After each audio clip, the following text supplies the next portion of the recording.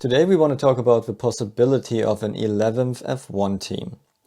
Interested parties could apply at the FIA until April, and since then they were checking if the candidates have what it takes to form a successful F1 team. The stakes are pretty high for F1. On one hand, they want to show that it is possible for new teams to join and to be competitive, so to make F1 more attractive for other manufacturers. On the other hand, they also need to make sure that a new candidate is not just coming in, forming a team, and selling it after a few years with a profit because the value of F1 teams increased quite a lot in recent years. So they check if the candidates have enough money to operate a team, have a structure and management in place, understood the regulations, have the qualified staff to develop a car. They conduct a background check on the management to make sure no one has a criminal record, and they check if the team would be able to operate carbon neutral until 2030, which is kind of interesting if there isn't even a team yet.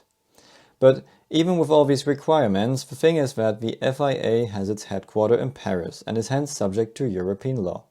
And in the year 2000, there was a directive giving out for the European motorsport world stating that competitors can only be rejected from race events if there are safety concerns, or it wouldn't be fair competition anymore. So probably the most promising candidate who applied is Andretti, in cooperation with General Motors. And F1 cannot really reject them. It's pretty much the other way around. F1 should be happy to get an application from such big names. The application is for a license from 2025. Since it's September 2023 right now, GM or Cadillac wouldn't have enough time to design and develop an engine for 2025. Audi, for example, is 1 year ahead and they're already on the edge to get everything done in time. So there are a couple of different scenarios. One is that Andretti gets a license from 2025, but instead of Cadillac, they use the Renault engine, and Renault finally has a customer again. Cadillac would then put their sticker on a Renault engine. Another scenario is that F1 is owned by the American Liberty Media. And if they don't like what the European FIA is requesting, they could just do it their own way and pull Andretti in. But that would mean that F1 wouldn't drive in Europe anymore. And then there is this strange scenario of the Concord Agreement.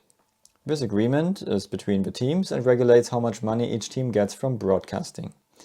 They could not allow Andretti to participate in the current agreement, which lasts until 2025. In that case, Andretti could demand that their cars are not shown on TV, which would mean their cars would have to be blurred out on screen. And no one wants that. They could also be included in the new agreement from 2026, but with new conditions. Right now, you need to pay $200 million to enter the club. There are rumors that this could be increased to $600 million, just to keep Andretti out. And that, on the other hand, would put other manufacturers off. But why does no one want to have another team? Because you have to discuss with another team. Because they need space and resources. Because they will be competitors, and with 22 cars it's harder to reach the top 10 in points than with 20 cars. And because Andretti will possibly have the team based in the UK, because this is where the staff and suppliers are. And that means that he would potentially poach staff from other teams. So let's see how this will work out. Right now it looks likely that Andretti will get a license, but it seems unlikely they will join before 2026. What do you think? Should Andretti join F1? And should entry requirements be lower? Or does F1 simply have to be so complicated?